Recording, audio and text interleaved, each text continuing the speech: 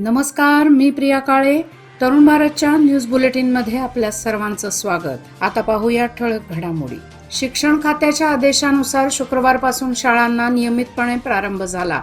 अर्थात शिक्षक मात्र बुधवारपासूनच रुजू झाले.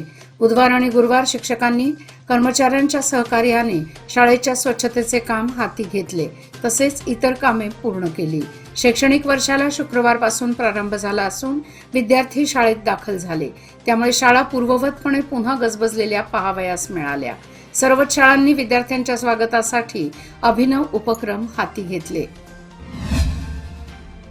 1986 मध्ये झालेल्या कन्नड सक्ती आंदोलनातील हुतात्म्यांना अभिवादन करण्यासाठी रविवार दिनांक 1 जून रोजी सकाळी 8:30 वाजता हिंडलगा येथील हुतात्मा स्मारक येथे मराठी भाषिकांनी मोठ्या संख्येने उपस्थित राहावे असे आवाहन महाराष्ट्र एकीकरण समितीच्या वतीने करण्यात आले आहे.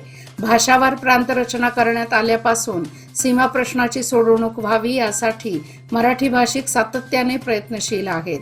तरीही कर्नाटक सरकारची दडपशाही आणि अत्याचार सातत्याने सुरू आहेत.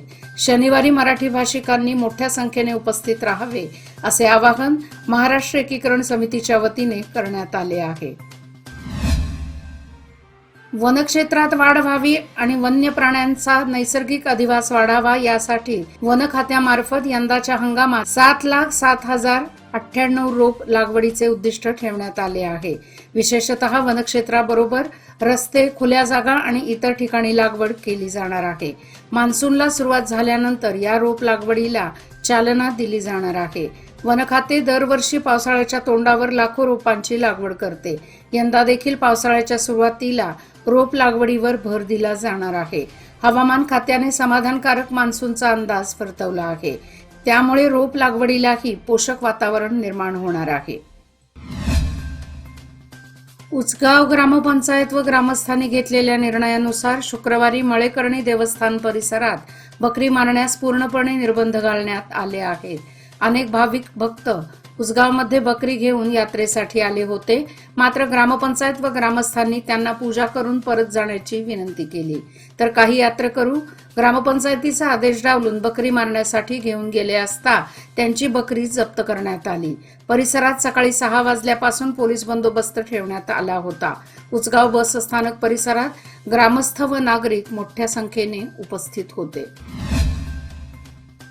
महिला अत्याचार प्रकरणात फरार झालेल्या प्रज्वल रेवण्णाला अखेर पोलिसांनी अटक केली आहे. रेवण्णा जर्मनीतून बेंगळुरू एअरपोर्टवर पोहोचताच कर्नाटक पोलिसांनी त्याला अटक केली. पोलिसांनी त्याला थेट SIT ऑफिसमध्ये नेले, शिवाय कोर्टातही हजर केले. महिला अत्याचाराचे प्रज्वल रेवण्णाचे व्हिडिओ सार्वजनिक झाले होते. या विरोधात महिला अत्याचाराच्या तक्रारी दाखल झाल्या होत्या. ऐन लोकसभा निवडणुकीच्या रणधुमाळीत हे प्रकरण देशभर गाजले. रेवण्णाने 27 एप्रिलला देश सोडून पलायन केले होते. सरकारने त्यांच्या तपासासाठी SITची स्थापना केली. आता 38 दिवसांनंतर रेवण्णा भारतात दाखल झाला असून त्याला बेड्या ठोकण्यात आल्या आहेत. मान्सून तोंडावर आल्याने शेतकऱ्यांची वेळेत पेरणी करण्यासाठी धडपड सुरू झाली आहे. वळीव पावसामुळे मशागतीच्या कामांना जोर आला आहे. त्यामुळे मान्सून तोंडावर आणि शेतकरी बांधावर असे चित्र शिवारात पाहावयास मिळत आहे. कृषी खात्याने खरीप हंगामाची योग्य ती तयारी केली आहे. बी बियाणे, खते व कीटकनाशके उपलब्ध करून देण्यासाठी प्रयत्न सुरू केले आहेत. जिल्ह्यात यंदा 7.40 लाख हेक्टर क्षेत्रात पेरणीचे उद्दिष्ट ठेवण्यात आले आहे. हवामान खात्यानेही समाधानकारक पावसाचा अंदाज वर्तवला आहे. त्यामुळे कृषी खात्याने यंदाच्या हंगामात वेळेत उद्दिष्ट पूर्ण करण्याची आशा बाळगली आहे. महिलांची शक्ती हीच समृद्ध भविष्याची निर्मिती. लोकमान्य घेऊन आले आहेत महिला उन्नती योजना, जी देते तुमच्या गुंतवणुकीवर 10% आकर्षक व्याजदर फक्त 500 दिवसांकरिता. किमान गुंतवणूक 10,000 रुपये. अधिक माहितीसाठी आजच कॉल करा 1800-212-4050. योजना फक्त महिला सभासदांकरिता. नियम अटी लागू. लोकमान्य, जिथे पैसे वाढतात आणि नातं वृद्धिंगत होतं. मागील 5 महिन्यात 3 वेळा निवेदन देऊन देखील कोसळलेल्या गटारींकडे येळ्ळूर ग्रामपंचायतीचे साफ दुर्लक्ष झाले आहे. त्यामुळे नागरिकातून संताप व्यक्त होत आहे. शिवसेना चौक मेन रोडवरील गटार कोसळलेली आहे.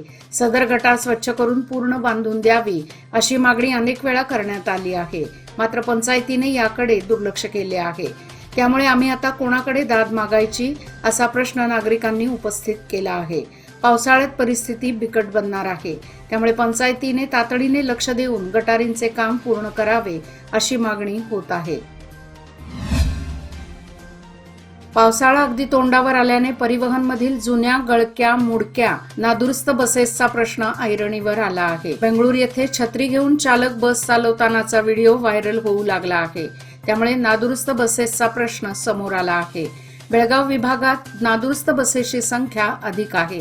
पावसाळ्यापूर्वी या बसेस दुरुस्त न झाल्यास प्रवास त्रासदायक ठरणार आहे. बेळगाव आगारात दररोज 650हून अधिक बसेस विविध मार्गांवर धावतात. यामध्ये आयुर्मान संपलेल्या जुन्या बसेसची संख्याही अधिक आहे. त्यामुळे सार्वजनिक बस सेवेवर याचा परिणाम होतो. आमटे तालुका खानापूर येथील सरकारी माध्यमिक शाळेचा विद्यार्थी सागर दत्ताराम गावडे याने 2024 मध्ये घेण्यात आलेल्या NMMS परीक्षेत उत्तीर्ण झाल्यामुळे तो राष्ट्रीय शिष्यवृत्तीसाठी पात्र ठरला आहे. त्याला पुढील 4 वर्षे प्रतिवर्ष 12,000 रुपये शिष्यवृत्ती मिळणार आहे. सागर गावडे हा खानापूर तालुक्याच्या अतिदुर्गम भागात वसलेल्या गवसे गावचा रहिवासी आहे. राष्ट्रीय शिष्यवृत्ती परीक्षेत यश मिळवणारा तो आमटे हायस्कूलचा पहिलाच विद्यार्थी असून त्याच्या या यशाबद्दल त्याचे सर्वत्र अभिनंदन होत आहे. तालुक्यात मटका जुगार, सट्टा बाजार आणि कॅसिनो सारख्या जुगारात तालुक्यातील अनेक युवक गोवले असून अनेकांना या नादापायी भिकेकंगाल व्हावे लागत आहे. तर अनेकांनी आपले जीवनही संपवले आहे. तर काही जण देशोधडीला लागलेले आहेत. मात्र या संपूर्ण प्रकाराकडे खानापूर पोलीस कानाडोळा करत असून तालुक्यात अशा प्रकारच्या जुगारांना ऊत आला असून यावर पोलिसांनी कडक कारवाई करणे गरजेचे आहे. अखंड महाराष्ट्राचं आराध्य दैवत असलेल्या पंढरपूरच्या विठ्ठल मंदिराच्या संवर्धनाचं काम युद्ध पातळीवर सुरू असून नुकतेच मंदिर समितीने या मंदिराची सुरेख झलक सर्वांपुढे आणली. मंदिर संवर्धनाच्या या कामात नव्याने करण्यात आलेली सर्व बांधकामे काढत मंदिर पुरातन स्थितीत पुन्हा सर्वांसमोर आणले जात आहे. पंढरपुरातील मंदिराच्या गाभाऱ्यासमोर 16 खांबीजवळ हनुमान दरवाजापाशी एक दगड खचलेला आढळला. तो दगड काढून पाहिला असता त्या ठिकाणी एक तळघर वजा खोली आढळली. या तळघराच्या निमित्ताने पुरातन काळातील काही माहिती व रहस्य समोर येण्याची शक्यता वर्तवली जात आहे.